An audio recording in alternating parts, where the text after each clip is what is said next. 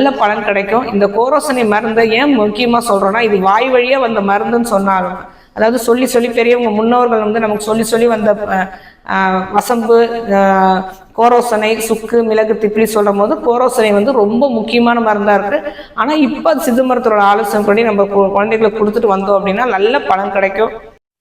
இந்த கோரோசனை கொத்தமல்லி சாரோட அரைத்து நம்ம புண்களுக்கு தடவிட்டு வந்தோம் அப்படின்னா புண்கள்லாம் உடனே மாறும்.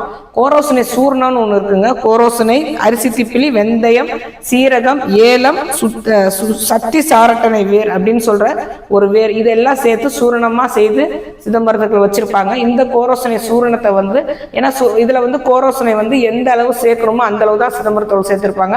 நிறைய யூஸ் பண்ணக்கூடாதுன்னு முதல்ல சொல்லிட்டோம் இல்லையா? அதனாலதான் கோரோசனையை இந்த சூர்ணம் ஆக்கி நம்ம குழந்தைகளுக்கு கொடுக்கும் போதும் சரி, பெரியவங்க சாப்பிடும் போதும் சரி, எல்லா பண்ணணும். அதாவது குழந்தைகளுக்கு ஏற்படுற சீத பேதி கழிச்சல், அதனுடைய இருமல்,